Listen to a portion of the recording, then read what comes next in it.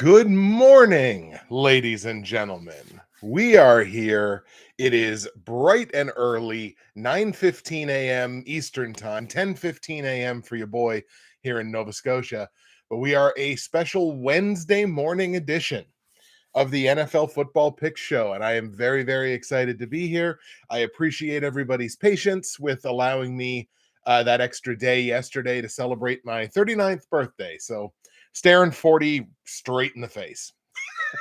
But I had a lovely day yesterday, and I appreciate everybody understanding that I just kind of wanted the day off. So here we are, Wednesday morning, and we're ready to talk about some NFL football picks for Week 16. And Week 16 being a week that I don't know, for the golf fans in the house. I think might have used this. It might be a strained metaphor at this point, but for the golf fans in the house, this kind of feels like the third round of a golf tournament, which is considered moving day. So kind of feels like moving day, moving week in the NFL. We only have 4 teams that have clinched playoff spots. There's another, I think, half a dozen this week that have clinch scenarios that they could run into this week. But we will address all of that as we get into the show. So we're going to, as we always do, kick up our recording software here. We're going to skip that. We're going to put our recording level up where it should be, which is about there, even though history tells us that it will just drop on its own anyway. All right. We got that going. We got that going. Awesome sauce. And we'll open up this as well. I'm actually excited to talk about last week. It was a nice little bounce back after finishing under 500 straight up the previous week. All right, here we go. In 5, 4, 3. What's happening, everybody? Justin, Bridgewater's Finest on YouTube, Blockbuster_guy on Twitter. I might not be sponsored by Nerd Tees anymore, but they are certainly fueling me this morning. Welcome to a special Wednesday morning edition of my weekly NFL football pick show for the 2023 NFL season. Lucky week number 16, we hope, for a lot of teams. And look, we came off of the previous week when I came on here. I had to tell you, it was probably the worst week of my whole season. We had a nice little bounce back here in Week 15, going 9-7 straight up, now 140-84 on the season. Even money against the spread at 8-8, 121-98-5 against the spread on the year. And a nice little collection here on the totals, 10-6. We had a rare win on the totals for us around here. 10-6 means I'm 106, 116-2. I'm only 10 games under 500. There's a few weeks to go here. Let's see if I can't claw myself back up to even money on the totals. In the primetime games, the premium games, Thursday Night Football, we obviously had that amazing showing by the Las Vegas Raiders, putting up 63 points on the Chargers, getting Brandon Staley fired. Some say maybe a year too late. Straight up win against the spread win for yours truly. I did miss the total. The Green Bay game, they lose to the Tampa Bay Bucks handily, 34-20. Almost got swept on that game, but I did tell you to take the over on the points, so I did happen to hit that one.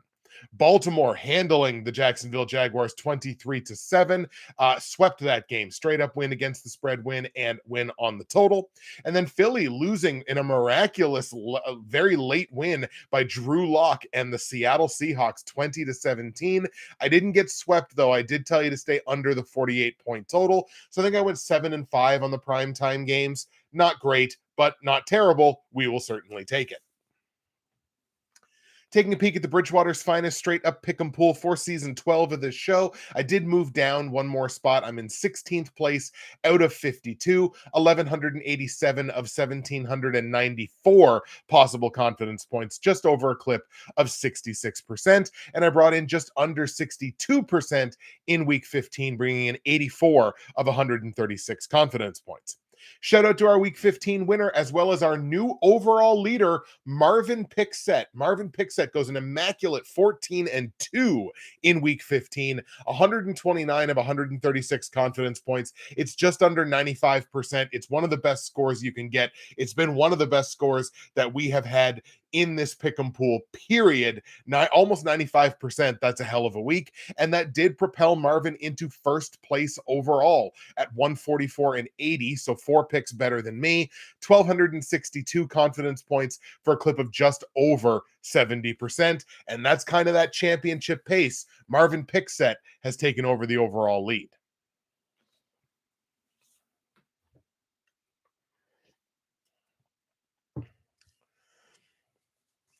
And we're going to take a peek now into Fantasy Corner, which is, of course, presented and brought to you by my friends at the Dynasty Trade Calculator. Ladies and gentlemen, if you go to the description of this live stream down below, you are going to find my affiliate link to the Dynasty Trade Calculator. And for as little as a cup of coffee, you can gain access to one of the absolute best tools and resources available to you online for Dynasty, Keeper, and long-term fantasy football. We're talking about player projections and evaluations, trade rankings, podcasts, a ton of great experts on that site.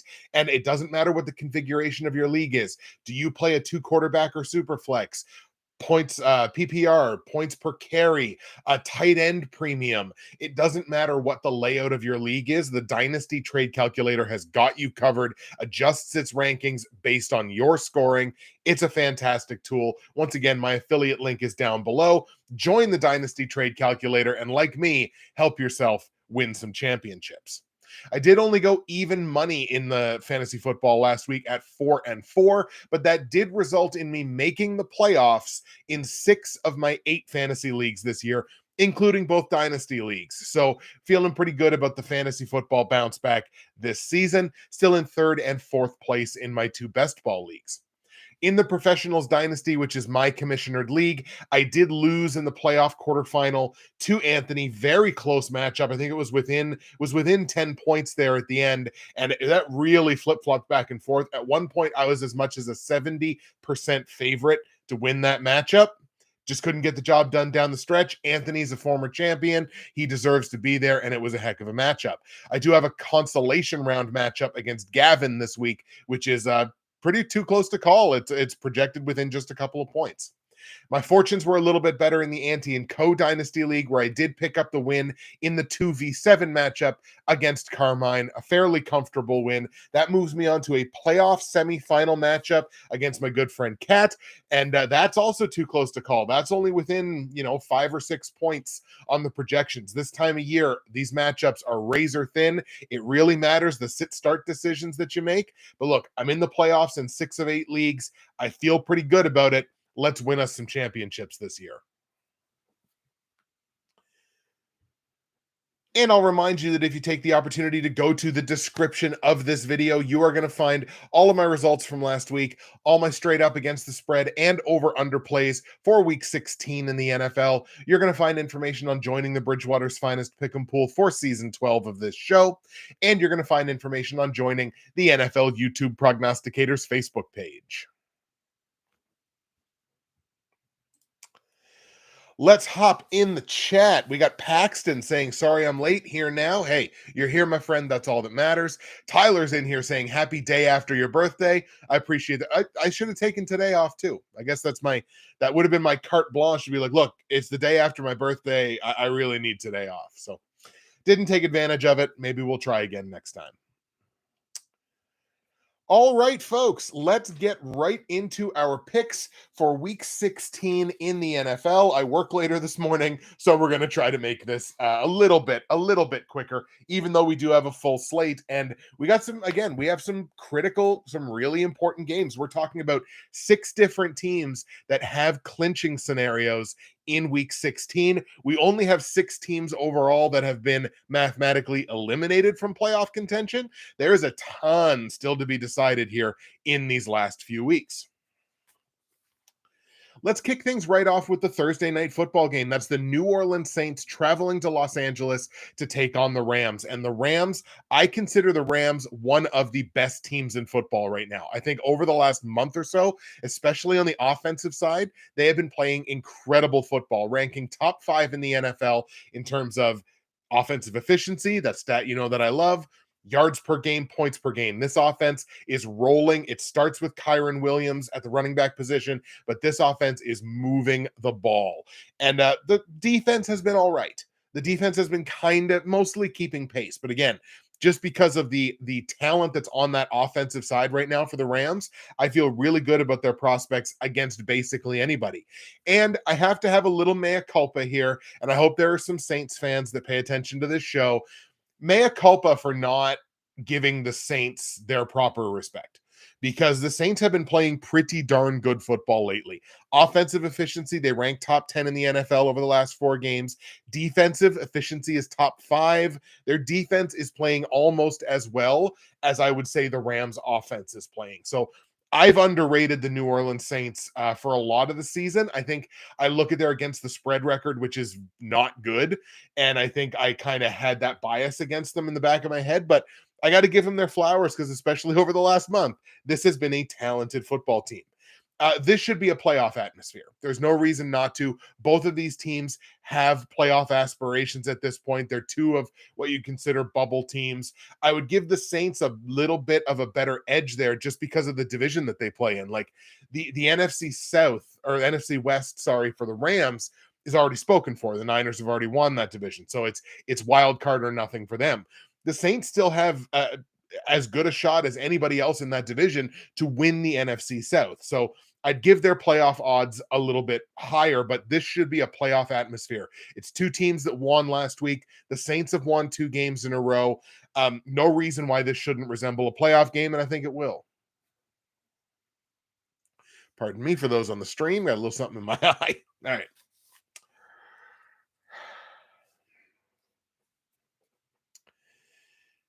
I think when it comes right down to it, I do still think this Rams offense is kind of undeniable right now. And given that they're playing at home, I'm going to give them the edge in this matchup. I'm going to take the Rams to get the win on Thursday night, Rams over the Saints. However, against the spread, the Rams are laying 4.5 points. And that, I think, is a discredit to as good as the Saints defense has been over the last month. So it's not a great hedge. It's only 4.5 points, but I'm going to go ahead and bite on that. I'm going to take the Rams to win the game straight up, but I'm going to hedge my bets and I'm going to take the plus 4.5 points on the visiting New Orleans Saints. Even though their against the spread record is not great, it's been better lately, and I think their defense deserves that. So let's take the plus 4.5 on New Orleans. Total in the game set at 46.5 points. I think I'm going to skew on the under on this one. Again, the league is still trending in that direction. I think the over was like 7-9 last week, which is not terrible, but still on the season, still a heavy trend to the under. So let's stay under that point total. Let's go like 23-20. We got the Rams winning, but we got the Saints covering plus 4.5. Would I be shocked if the Saints win this game? Absolutely not. But I'm still taking the Rams. 23-20. Take the plus 4.5 though on the Saints and give me the under on the points.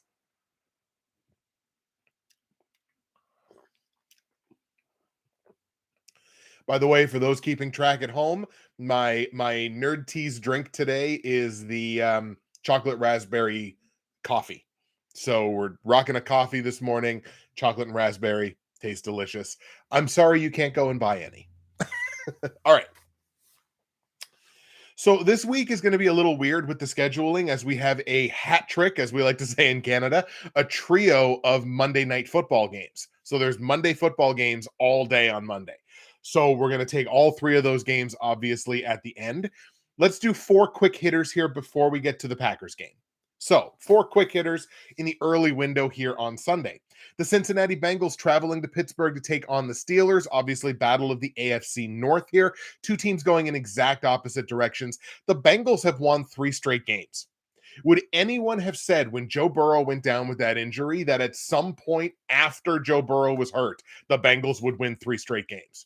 I don't think anybody would have said that. I think most people, I even had the thought, I was kind of crushed when I came on this show. I was like, look, Burrow's out for the season. That's probably the season for the Bengals. Turns out that was not the case. And Jake Browning has been doing a heck of a job with that Bengals offense. And the whole team, the defense is playing fairly decent football right now as well. So another game that probably should be a playoff atmosphere. Like neither one of these teams are eliminated yet. Both of them have the possibility at the very least of getting into the playoffs. The division, I would say, is probably spoken for. Baltimore can clinch that later this week. We'll talk about that game. But the division's probably spoken for. So once again, probably wild card or nothing, but neither one of these teams are eliminated yet. Like I said, two teams going in exact opposite directions. Bengals have won 3 straight. The Steelers have lost 3 straight. This offense looks pitiful. The defense is now no longer keeping up with the offense. So, or no longer, I guess, making up for the inefficiency in the offense is the way I should put that. It's just going to be a tough matchup here. Now, what Pittsburgh can kind of lean on a little bit is the Bengals pass rush should be weakened fairly significantly because DJ Reader tore his quad last week. He is now out for the season. Now, they have a talented pass rush anyway. Sam Hubbard, Trey Hendrickson, they've got, dogs on that defensive line. And the line of scrimmage, again, probably the single most important area of winning or losing a game. But that is an injury that is significant. DJ Reader's having himself a nice little season. We'll have to kind of see how that plays out. I don't think it's enough for the Steelers to win this football game. I feel pretty good about the Bengals. I feel pretty good about their prospects being one of those wild card teams in the AFC. Let's take Cincinnati to get the win here on the road in Pittsburgh. On the line, Cincinnati is 1.5 point favorite on the road in Pittsburgh, which I don't absolutely love, but I like them to win. It's a very small price to pay, so let's delay the minus 1.5 on the Bengals. Total in the game set at 37. I think I will take an over here just because this number did change overnight, and I was kind of 50-50 on it one way or the other. So I'm going to follow the number change, and I'm going to take a very, very marginal over here, over 37 points. I'm going to have Cincinnati double them up, 26-13. So Bengals win, Bengals cover, and give me the over on the points. Let's go to Los Angeles now, where the Chargers, like I mentioned, firing Brandon Staley. Again, some would say probably a year too late, but they got it done. They're going to begin their search for a new head coach. And this week they're going to play the Buffalo Bills. And Buffalo is one of those teams that has really turned the corner lately. And I feel like it's like football fans have such short memories because just 2 or 3 weeks ago, people were talking about the Bills like they're probably not going to make the playoffs. And now they come into this game and they're favored by 12.5 points on the road. So which is it? Like, do they suck? Do they not suck? Like, to me, a couple of games or a couple of weeks don't really change what a team is. Now, granted, they deserve credit for beating, 2 very good football teams in their last 2 weeks. But, once again, this is Buffalo should certainly be playing like this is a playoff game because for them it is. They're on the not on the outside looking in, but they're one of those bubble teams that the kind of on the edge of a knife could fall one way or the other. The Chargers will have the benefit of the long week, having played on Thursday night, of course, coming off that absolute beatdown against the Raiders. They've lost 2 straight games. Buffalo has won 2 straight games. This is a game that the Bills cannot afford to lose. So we're definitely going to be on the Bills here to get this win straight up. But against the spread, I'm not laying 12.5 points on a road team. I just don't think I'm going to do it. You have to be a super, super, super special team to get that kind of credit. And again, I don't think 2 weeks changes what the Buffalo Bills have been for most of the season. I don't necessarily see that team as special. I'm not laying the 12.5. I'm going to take the 12.5 points on the Los Angeles Chargers. This is that game right after firing a head coach. Backdoor cover is very, very alive here with a number that big. So give me the plus 12.5 on the Chargers. Total in the game set at 43.5 points. I'm kind of close on this one way or the other. Let's snuggle right up to that number, but take the under 43.5 points. We're going to go like 27-16. That's still a very strong win for the Buffalo Bills. Like I said, backdoor cover definitely alive there. We're going to take the under, go 27-16, but take the 12.5 points on the Los Angeles Chargers. I just don't think the Bills should be given that much credit yet. We got Matt, the NFL fanatic, in the chat. Tomlin is under the most heat as a head coach, in my opinion, since 2018. Yeah, you know what? Like, if Pittsburgh doesn't make the playoffs, there's going to have to be a tough conversation that's had. And, I mean, they have to completely rebuild that offense. The offense just has to be rebuilt. I don't know that they've got any of the correct pieces in Pittsburgh on the offensive side. So like that whole side of the ball basically has to be stripped down to the struts and rebuilt. Is Tomlin the right person to do that? I don't know.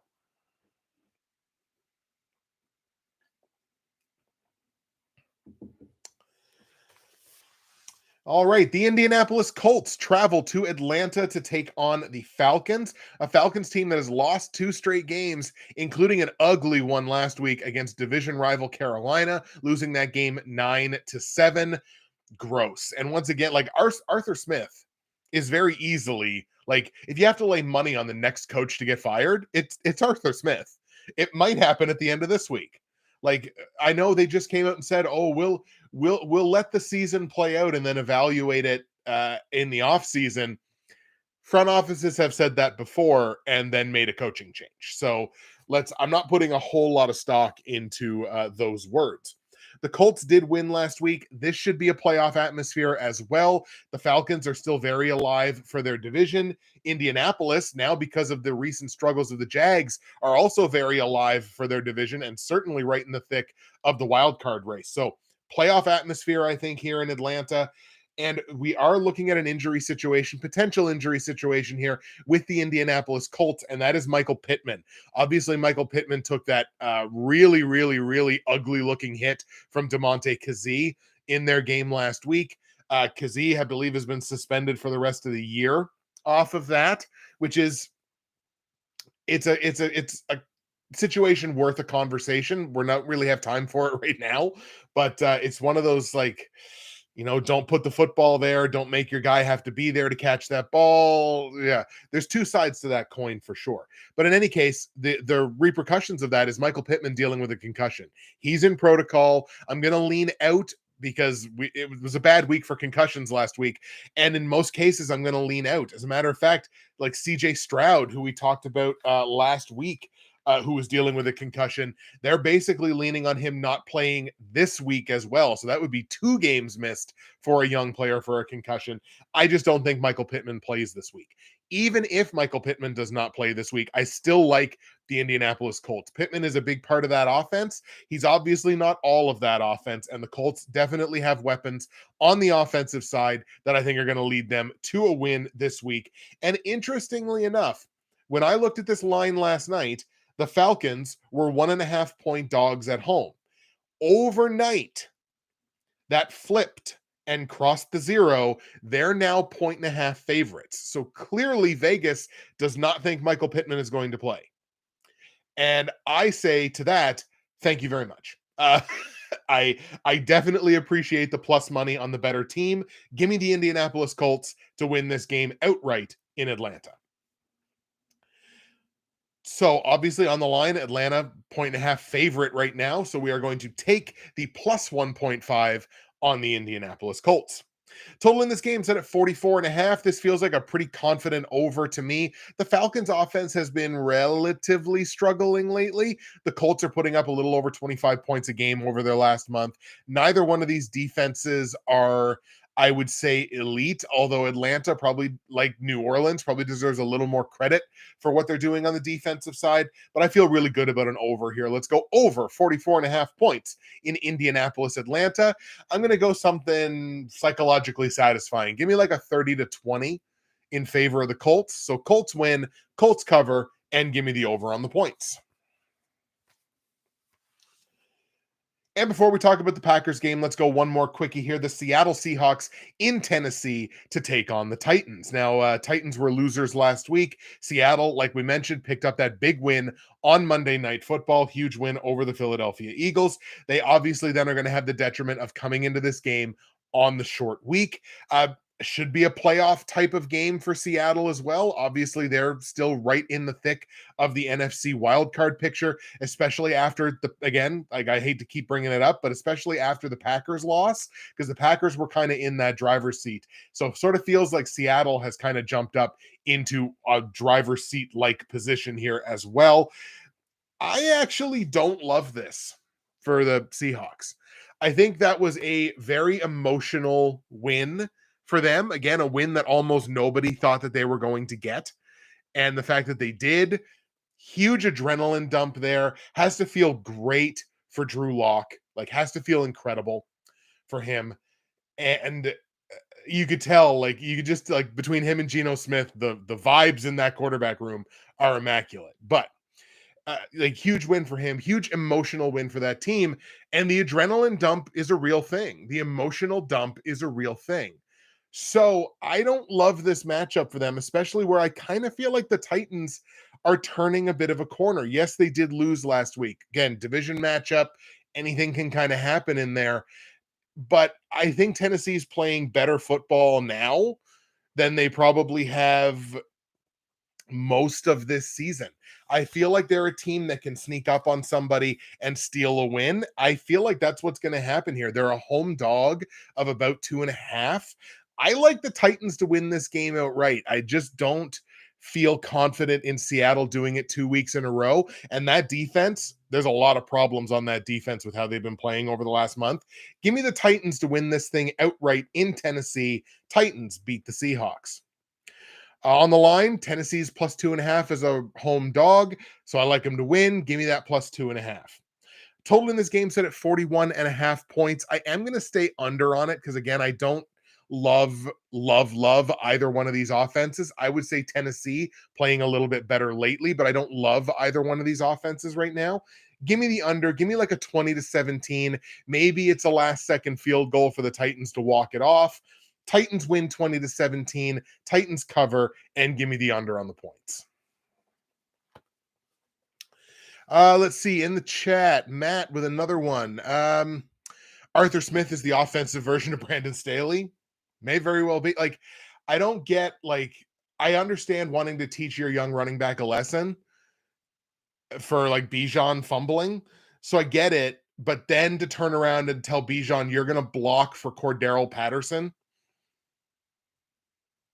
Oh boy. No thanks. If Stefanski doesn't get coach of the year, I would give it to Shane Steichen. That would be an excellent choice as well. And does Geno's status change your pick straight up? I don't think so. I like Geno as a quarterback a little bit better than Drew Lock, but I don't think that's going to change it. I genuinely feel like the Titans pull the upset this week. Paxton, why are there ads in a live feed? It's a good question. That's the way I make revenue on YouTube. Is the short answer. Ads in the VOD and ads in the live stream. That's how the revenue comes in. All this wild YouTube money that Tyler and I joke about in our movie awards all the time. That's how it comes in.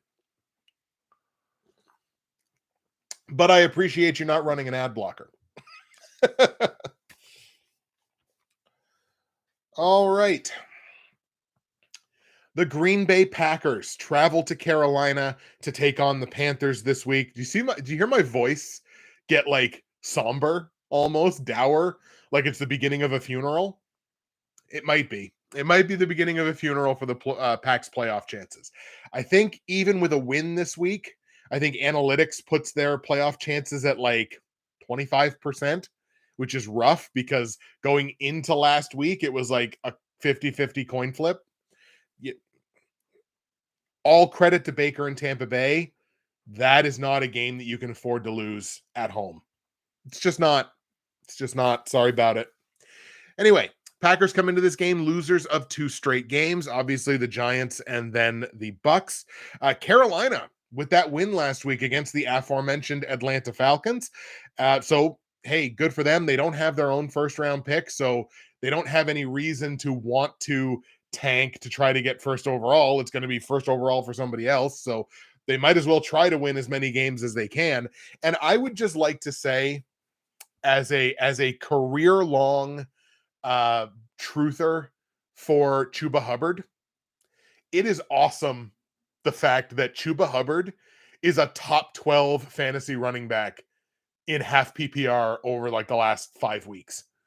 Like, I think people are finally giving Chuba Hubbard the credit that he's probably always deserved in this league. He has been one of the breakouts of the NFL in 2023.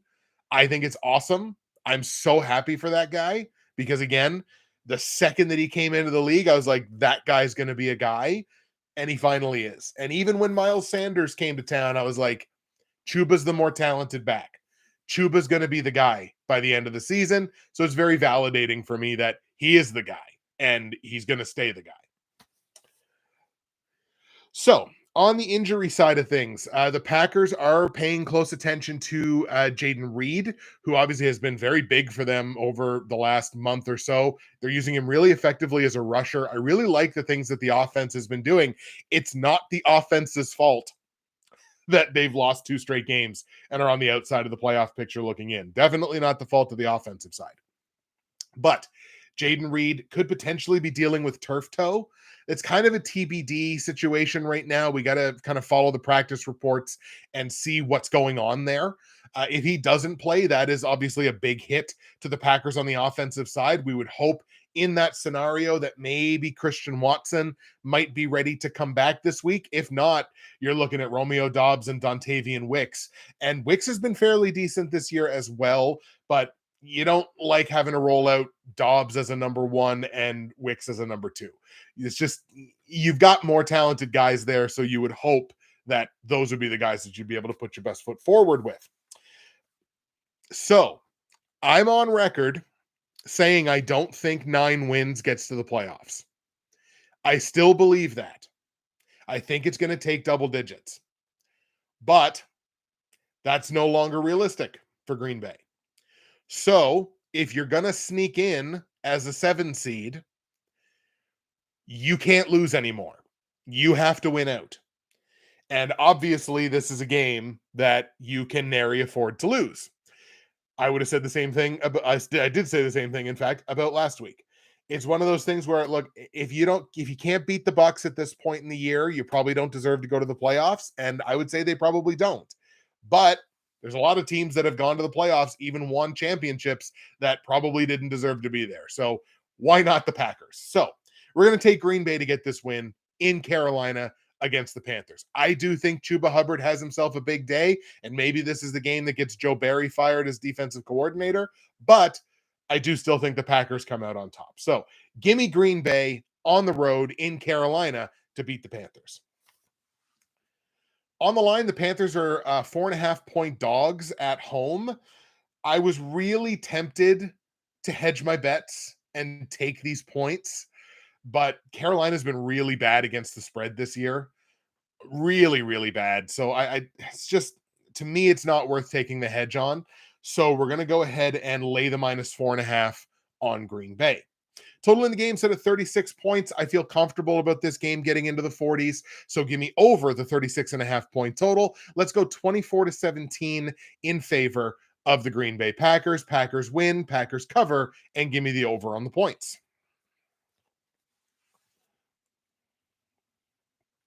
So now what we're going to do 3 quickies. Then we're going to do Sunday night. Then we're going to do 3 more quickies, and then the 3 Monday night games. Sarai? Sarai.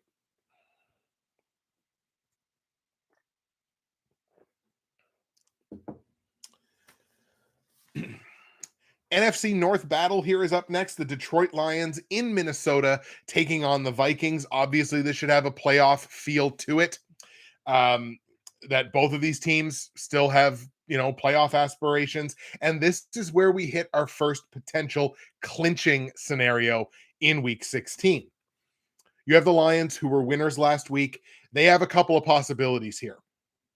If the Lions win or tie, they clinch the division. That's how, nobody's going to catch them for the division. So if they win or if they tie, they win the division. They clinch the division. They make the playoffs, even if they lose. They make the playoffs if the Rams or Seahawks lose. So obviously, I have the Seahawks losing to Tennessee. So by the time this game is coming to its conclusion, I think the Detroit Lions will have clinched a playoff spot. We'll say that. But even with a playoff spot, you still want to win the division. You still want to have that likely home game. You still want that. So, there's plenty of incentive for the Lions to play their best game. So once again, division with a win or a tie, or playoffs if the Rams or Seahawks lose. So Detroit definitely in the driver's seat there. And look, they deserve to be. Most of this season, their offense has been a wagon. Their defense has been questionable, but I feel like their defense is playing a little bit better lately. So they definitely deserve to be in the spot that they're in. The Vikings, right now, for them, it's all on the defensive side of the ball. That offense is not playing well. I don't feel like the quarterback change to Nick Mullins is going to result in the uptick on the offensive side that they expect that it's going to. It wouldn't be him for me. If Dobbs is healthy, I would be playing Dobbs, but that's just me. I really like the Lions in this spot. Obviously, two teams that know each other very well. Let's take Detroit on the road in Minnesota to get the win, clinch the playoff spot, and clinch the NFC North. On the line, Minnesota is taking 3 points here as a home dog. I like Detroit to win. It's right on the edge of my small price to pay. Let's lay the -3 on the Lions. Total in the game set at 46.5 points. Once again, I feel really confident about this game getting into the 50s. So let's go over 46.5 points in Detroit, Minnesota. We're going to go like a 31-21, something in that range. Lots of scoring in this one, but Detroit gets the win. Detroit covers the -3 and give me the over on the points. Now, we'll take a hot second to talk about the one game this week, I believe. Yep, the only game this week that abjectly does not matter except in the draft. And that is the Washington Commanders traveling to New York to take on the Jets. Both of these teams are mathematically eliminated. Washington is coming into this game on the tail end of back-to-back road games, which has not been kind to teams this season. As of right now, those teams that are on the tail end of back-to-back road games are 23-39 straight up and 3 games under 500 against the spread. So they have not been solid this year in terms of playing that second straight road game. The Jets are dealing with potential that Zach Wilson does not play again this week. He's dealing with a concussion. He's in protocol. I'm leaning out on Zach Wilson this week, which means it would be back to Trevor Siemian, I guess. I can't. They're on like their 7th quarterback of the season, so I can't keep these things straight anymore. But I don't think Zach Wilson plays this week. I'm leaning out on him. Washington has lost 5 straight games. They're losing because of the defense. The offense hasn't been great. The Jets, the offense has been terrible. The defense can no longer make up for the inadequacies of the offense, and that's been the case for a few weeks. Since this game does not matter in the standings or anything like that, might as well take the points. You look at this, the Jets are 3-point favorites, laying a full -3. That number is this. And for the benefit of the podcast listeners, I'm holding my nose. That's terrible to lay 3 full points against almost anybody in this league, especially when I don't know who the quarterback is going to be. No chance. I'm going to take the Commanders in the upset here. I think Washington has offensive pieces that can help them steal a win. I think they should be getting Brian Robinson back this week, I believe, which definitely helps them in the run game. I think they've got the weapons. I think they pull off this win. So give me the Washington Commanders on the road to upset the New York Jets. Obviously, Jets laying the 3 points against the spread. I like Washington to win. Give me the +3 on the Commanders. Total in the game set at 37.5. I feel pretty good about an over here, but I think this is a pretty good number as well. So give me an over, relatively close, I suppose. Well, yeah, by like single point, 21-17. We're going to go 21-17 Commanders. Maybe it's a late touchdown that swings them into the lead. I think they hold on and get the win. So Commanders win. Commanders cover +3. Give me the over barely on the points. And we got the Cleveland Browns traveling to Houston to take on the Texans, 2 teams who still have playoff aspirations. And in Cleveland, we find our second potential clinch scenario for this week. It is mathematically possible for the Cleveland Browns to clinch a playoff spot this week. It is a convoluted mishmash of a win and 4 other bubble teams in the AFC losing. There's a list of them, and I think it's if any 4 of these teams lose and Cleveland wins, Cleveland could mathematically clinch a playoff spot. Do I think that happens this week? No. It's a little too convoluted for my liking. Let's move that conversation into next week. Now, as far as do I think the Cleveland Browns win this game, Vegas certainly does. So on the news last night that CJ Stroud is not likely to play this week, like I mentioned earlier in the episode, Houston went from 2.5 point favorites to 2.5 point dogs here at home, despite the fact that they did get the win last week with a backup quarterback. So, what does all that mean? I still feel, despite the fact that they have won 2 straight games, and Joe Flacco is basically found money. He's been good for them. I still think people look at the Cleveland Browns like their defense is the same as it was earlier in the season. Like early in the season, the Browns defense was almost untouchable. Like they were super efficient. They were not giving up a bunch of yardage. They were not giving up a bunch of points. This defense is not the same. This is one of the most inefficient defenses in the NFL over the last month. They're giving up over 27 points a game in their last month. This is not the same defense. And the offense has been pedestrian. Like Flacco has done some good things, but the offense as a whole has been kind of pedestrian. I like the Houston Texans here, despite the fact that they're not likely to have their number one quarterback. I think they might get Nico Collins back this week, although that's kind of questionable. And look, they've been ravaged by injuries again this season as well. But there's some this is a gut play. I totally understand if you're not on board with this. This is a gut play for me. I like the Houston Texans at home to get the marginal upset win over the Cleveland Browns. So since I like Houston to win, I'm taking the +2.5 with the Texans. Total in the game set at 40.5 points. I do feel good about this going over. This number actually dropped by 2 points overnight on the news that CJ Stroud was not likely to play. It's a 40.5. I think that's a gettable number. We're going to grab the extra value there, go over 40.5 points in Houston, Cleveland. We're going to go like 23-21. Very reasonable score, close game. Maybe Houston wins it on a last second field goal, but I like the Texans to win that game and to go slightly over on the points. So Texans win, Texans cover over 40.5. Let's go in the chat. If it helps you out, bring on the ads. Thank you, Paxton. I appreciate that. Do you think Detroit can compete with the Cowboys and the Eagles? Absolutely. Those 3 teams are exactly the same. All 3 of those teams, at least over the last little while, have kind of played like glass cannons. All 3 of those teams have very good offenses. Very good offenses that can score points in bunches. Big, dangerous offensive weapons.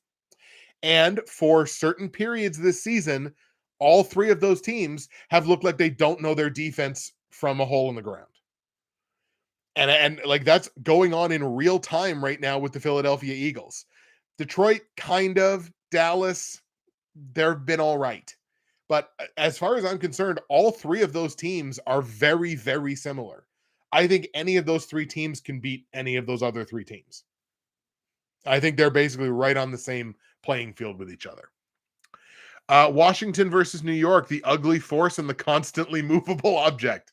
I like that. Very, very good. Very good. I think that's probably going to be our front runner right now. We're going to pin that one to the top as the so far the comment of the week. And we had Paxton there as well. I feel like the Lions are going to have a first round exit. Again, I think any of those teams could potentially run into the wrong team on Super Wildcard weekend and be one and done. I think that's possible for any one of those teams. So let's jump ahead and look at the Sunday night football game. This is the New England Patriots traveling to Denver to take on the Broncos. Patriots obviously have been eliminated from playoff contention. Denver has not. Both of these teams lost last week, but the Broncos are still in play for a wild card spot. I think they're technically still in play for the division even as well. So, I mean, it's although I think the Chiefs can clinch the division by winning this week. So that's probably going to be a tough road, but the Broncos are still right there in the wild card conversation. I want to take a second to shout out the New England Patriots. They haven't had a lot of reason to be shouted out, but the Patriots just claimed Nathan Rourke off waivers. So for my CFL people, Nathan Rourke goes from the Jacksonville Jaguars, who waived him, to the New England Patriots. I'm going to say what I said on Twitter, so I'm really putting my name on it. Nathan Rourke is the most talented quarterback in the New England Patriots quarterback room.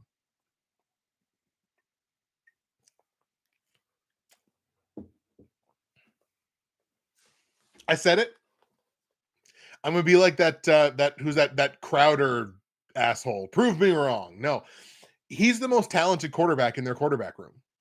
Now, I understand they're trying to get a high draft pick here, so they probably don't play him a ton. I think Nathan Rourke could win some games for the Patriots down the stretch. I genuinely do. That dude is a monster. And when he finally gets an opportunity to prove it at the NFL level, there's going to be a lot of people that are just like, how did I not know about this guy? He's going to be nice and visible in New England. I think he should get an opportunity next season. Will he? I wouldn't be shocked if the Patriots go into the draft and try to draft somebody else. And if they do, then his opportunities are probably going to be limited because they're going to spend that draft capital. They're going to play that guy. If they don't, again, I think talent wins. I think Nathan Rourke's the most talented quarterback in their room. I don't think that's going to help them much this week. The Denver Broncos obviously have everything to play for here. And even though they did lose last week, they still kind of hold their own destiny here. So I feel really good about them, especially at home, getting a win here over New England. Interestingly enough, I think it's supposed to snow in Denver this week. So that is going to be fun to watch. I think I would trust Russell Wilson in the snow a little bit more than whether it's going to be Mac Jones or Bailey Zappi or Nathan Rourke or whoever's going to play for New England. I think I trust Russ a little bit more in that situation. Give me the Broncos to win the game. On the line, the Broncos are laying just under a touchdown at -6.5. I'm going to lay those points as well. It's under a touchdown. The Patriots are not good. The Patriots are bad certainly on the offensive side. Their defense is still really good. Again, the New Orleans syndrome again. Their defense is still really good and deserves credit. But 6.5, I'm comfortable laying that number. Total in the game set at 34.5 points. I'm going to take the under on this one, especially because of the likely weather that we're going to see. I'm going to go like a 24-10 in favor of the Broncos. So Broncos win, Broncos cover. Give me the under on the points, although that's very, very close. And hopefully we get to watch ourselves a snow game on Sunday night.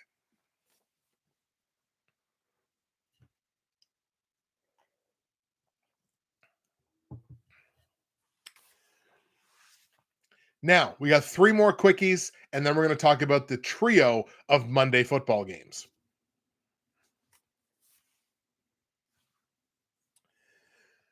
So, the Jacksonville Jaguars traveling to Tampa Bay to take on the Bucks.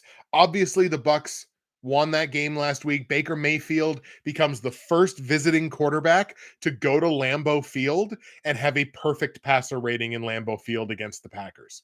The first quarterback ever to do that. I'm pretty sure the only other quarterback to have a perfect passer rating is Aaron Rodgers, obviously when he played there. But yeah, the first visiting quarterback to have a perfect passer rating. Kind of cool. Like if you're going to lose, you might as well lose to something like that. So kind of cool. Big ups to Baker Mayfield. And this Bucks team has won 3 games in a row. This Tampa Bay team playing super efficient on the offensive side of the ball. 340 some yards a game, but they're turning that into 26 points a game over the last 4. Like this offense, super, super efficient. And the defense is basically holding serve. A little bit below league average, but basically holding serve, putting Tampa Bay in position to win football games. And that's all you can ask this time of year, especially in the competitive division that they are in. Playoff atmosphere here for sure. The Jags were in the driver's seat in the AFC South. All of a sudden, they've lost 3 straight games. That division is anybody's game. You got Jacksonville, Indy, and Houston all right there Any of those teams are all right there with right around the same number of wins. So playoff atmosphere here in Tampa Bay. This needs to feel like a win and you're in for both of these teams. I don't love the Jags prospects this week just because, especially on the defensive side, their defense has been very, very porous lately. And if Baker Mayfield is going to have the kind of game that he just had against what I would argue, at least on paper, is a better defense than Jacksonville's, on paper, not lately necessarily, but on paper, better defense should be in Green Bay. I really like the Bucks here. I think the Bucks get this win and say, look, we're the best team in this division. We deserve to go to the playoffs. So I think Tampa gets this win at home against the Jags. Jags reeling, will now have lost 4 straight. On the line, Tampa Bay's laying 1.5 points here as a marginal home favorite. I like them to win. Let's lay that -1.5.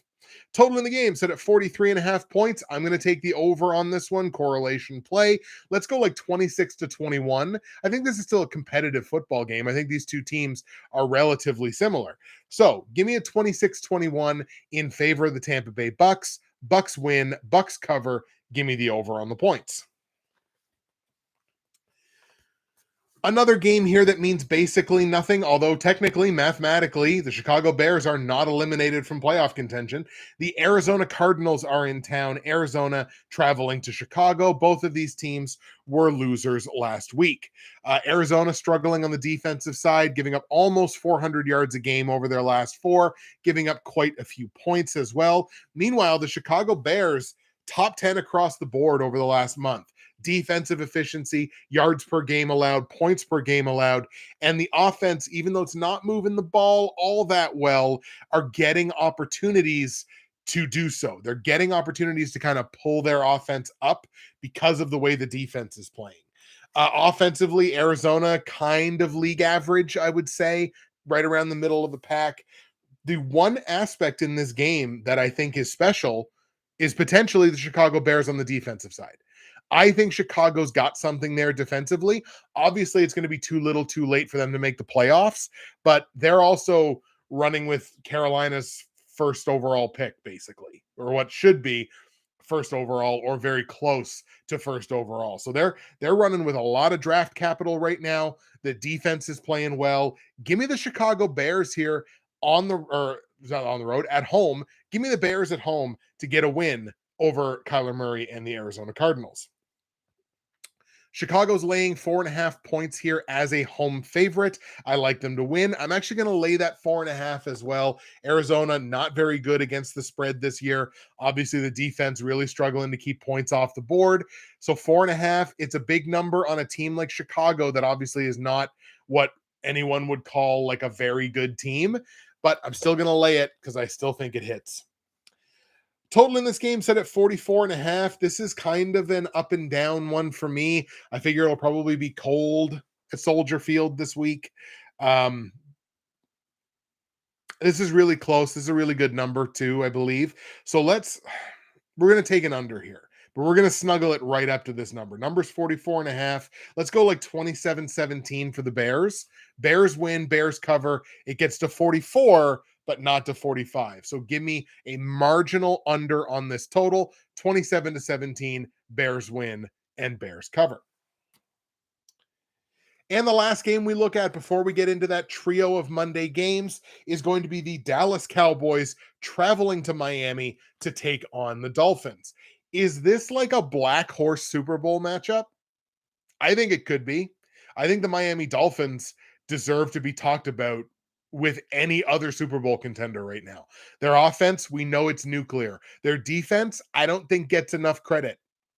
I think they deserve to be talked about with some of the other top contenders in the NFL this year.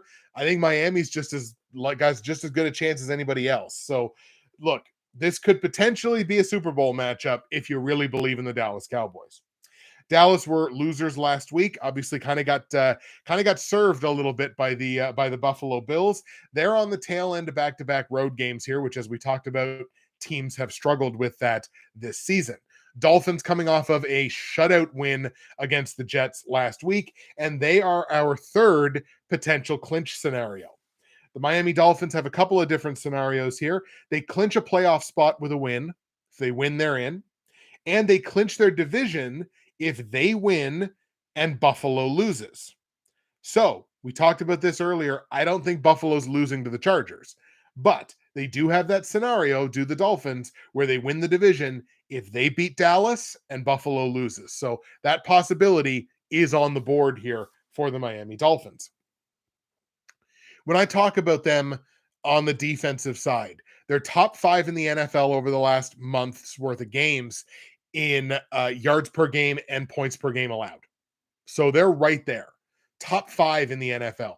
And yes, is that schedule influenced? Absolutely. But this defense deserves credit. You don't get a shutout by accident. I don't care who you're playing. You don't get a shutout by accident. That defense deserves its credit. And I think it might just be, at the end of the day, even though I think this is going to be a high-scoring game, and so does Vegas with a 51.5-point total, I think it might just be the Dolphins on the defensive side that wind up winning the day here. I like Miami at home to beat the Dallas Cowboys, the second straight loss for the Cowboys, keeping things real interesting in the NFC East. I feel really good about the Dolphins in this spot. Let's take Miami to get the win. So Dolphins are laying -1.5 against the spread as a home favorite. I like them to win. Let's lay the -1.5 right along with them. Once again, total 51.5 points. Highest total of this week? Absolutely. I still like the over, two very potent offensive teams with nuclear weapons on the offensive side. So I'm going to go like a 31-24. No problem getting this into the mid 50s. Let's take the Dolphins to win, take the Dolphins to cover, and give me over the 51.5-point total.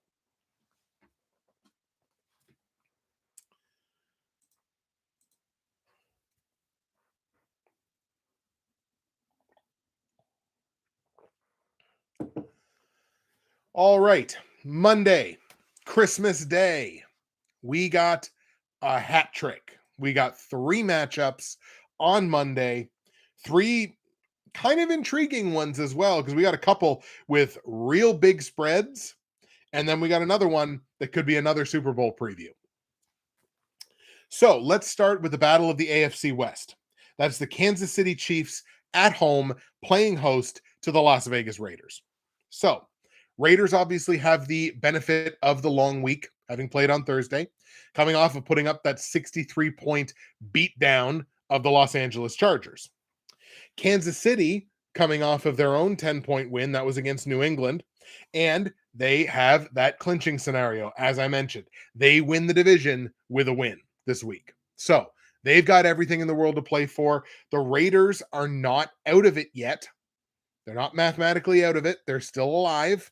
It might be not great odds, but they are mathematically still alive. I don't necessarily think they're playing for that at this point. I think they're really playing to evaluate this roster heading into the offseason, like whether is Aiden O'Connell the guy? I don't think so. What do we do with Devontae Adams? What do we do with some of these pieces? Like, are we a retool away from competing, or do we have to tear this thing down?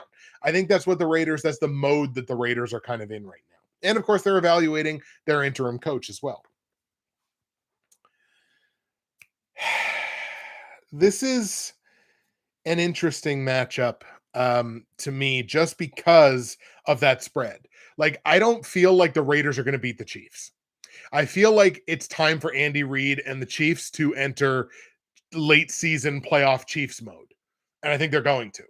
So I don't think the Raiders win this game. However, like, they're favored by 10 points against the spread. Did they beat New England by that much? Yes, they did.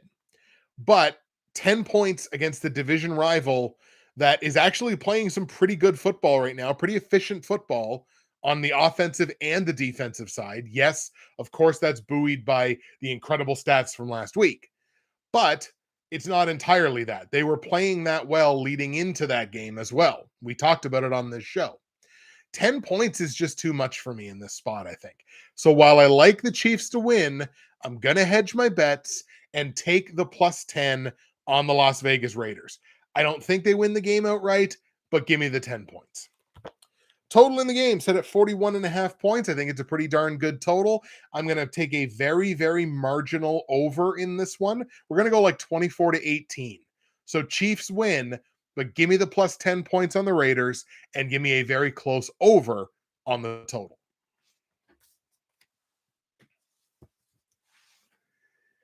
Another division matchup. We look at the New York Giants on the road, traveling to Philadelphia to take on an Eagles team that is now suddenly reeling. After being the first team in the NFL to 10 wins, they've now lost 3 straight. And they're going to be, of course, playing on the short week, having just played on Monday night against Seattle. So another matchup here with a massive spread. This is 11.5 points.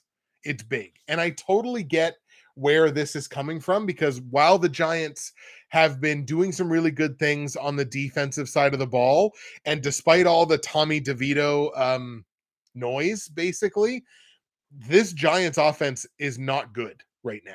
Bottom 5 in the league in the last 4 games in terms of yards per game, and bottom 10 in terms of points per game. So this offense is not churning along by any means. The defense has kept them in games, and the defense has gone a long way to the Giants winning some games lately, looking at the Packers game specifically.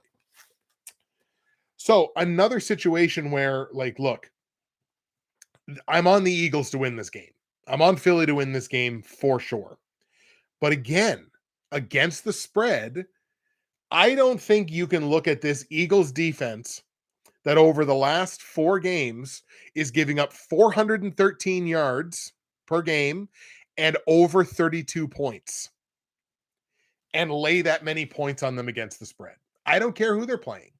They can prove me wrong, and I would be more comfortable being wrong about taking the points than I would be about being right about laying them, because based on the track record right now, they do not deserve it. And that's fair.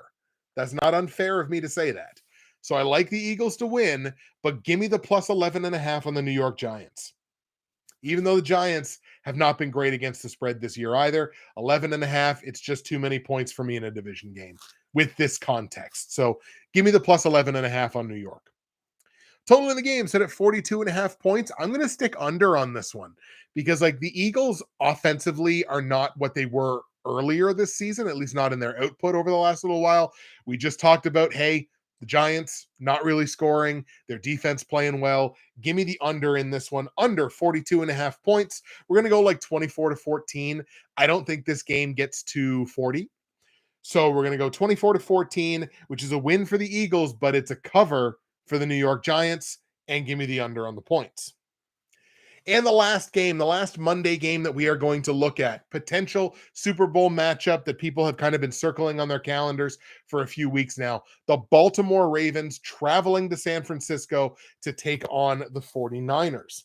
Now, we haven't talked a ton about injuries here this week. We probably should have talked when we were talking about the Jacksonville game. I think Trevor Lawrence is still in concussion protocol. So it's possible that Trevor Lawrence doesn't play this week. And again, they let a talented guy like Nathan Rourke just walk away on waivers. Just seems like terrible mismanagement if you're the Jacksonville Jaguars. But on Baltimore's side, we got to talk about some injuries. So Keaton Mitchell obviously was the big high-profile injury from last week, a nasty, nasty knee injury. He's all but certainly done for the season, although I don't know that they've confirmed that yet. But you have to imagine after seeing something like that, he's done for the season. The beginning of next year is probably somewhat in jeopardy for him, but he's been a monster in his limited opportunities. He's been really, really good. I grabbed him in both my dynasty leagues. That could be an interesting play. But it doesn't stop there, unfortunately, for the Ravens. Also on the offensive line, offensive tackle Ronnie Stanley. He suffered a concussion last week as well. I'm going to lean out on him based on the NFL concussion protocols. So that's 2 pieces on the offensive side for the Ravens that we're not likely to see in this game, which obviously is advantage San Francisco. Now, one thing I will say, the Niners defense has not been as dominant over the last month as it has been for large portions of this season. Like it's still playing good. Look, they're still only giving up less than 330 yards and less than 20 points a game. So this is still a defense that's playing some solid football. The Ravens are much more than solid. They're giving up about the same yardage, but not giving up anywhere near the points. Their efficiency right now on the defensive side is through the roof. And I feel solid about where their offense is playing right now as well. They're moving the ball, they're scoring points. I sniff an upset here. Look, this is both of these teams have clinch scenarios coming into this one. The Ravens can clinch the division with a win and a Browns loss. I think the Browns are going to lose. I think the Ravens have every reason to want to win this game real bad and come into this like it could be the end of the world if they don't. And the Niners have an opportunity. They've already clinched a playoff spot. They've already clinched the division. They can clinch the number 1 seed in the NFC. However, they need Detroit, Dallas, and Philadelphia all to lose. Obviously, I've got Detroit winning on Sunday. I've got Dallas losing, but I do have Philadelphia also winning, and that's on Monday. That would be the game right ahead of this window. So I don't think the Niners clinch scenario is going to come into play here. This is, look, 2 of the hottest teams in football. Niners have won 6 straight. Ravens have won 4 straight. Something's got to give. I'm going to take the upset here. I'm going to take the Baltimore Ravens on the road in San Francisco to get a win over the Niners. And it's not at all the end of the world for the Niners to lose this game. I think they're still ultimately going to wind up as the 1 seed in the NFC one way or the other. The Ravens have every reason to want and need to win this game, and I think they will. So on the line, San Francisco laying 5.5 points here as a home favorite. Obviously, I like Baltimore to win. Give me the plus 5.5 on them. That feels like a pretty decent hedge one way or the other. Even if you like San Fran to win, I'd be taking those points on Baltimore. Total here is 46.5. I like the over in this. I think this just barely squeaks up into the 50s. Give me like a 27-23 in favor of the Baltimore Ravens. So Ravens win. Ravens cover the plus 5.5 by winning outright, and give me an over on the point total here, 27-23 Baltimore.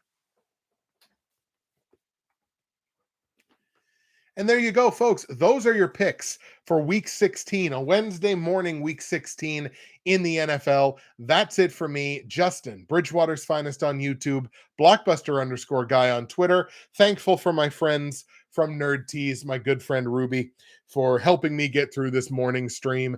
And enjoy the games in week 16. Like I said, moving week, tons going on. A lot of clinch scenarios are there. What will we see play out? It'll be real interesting to find out. Enjoy the games in week 16. Merry Christmas, everybody. Happy holidays. We will see you again for the week 17 show when really we get to decide who's going to the playoffs and who isn't.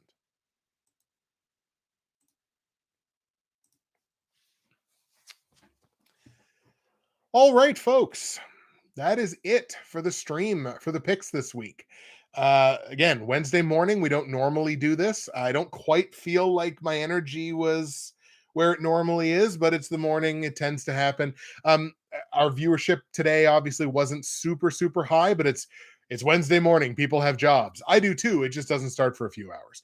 But look, for the people that did show up and the people who were watching today, Paxton, Tyler, Matt, there were a few others. Actually, there's more people in here right now that I think haven't been here at any other point in the stream. I want to say thank you so much for adjusting to the time change, adjusting to the change in schedule. Really, really appreciate you taking the time to check out the show this morning. That is going to do it. And we will see you again for week 17. Have a super, super Merry Christmas from my family to all of yours.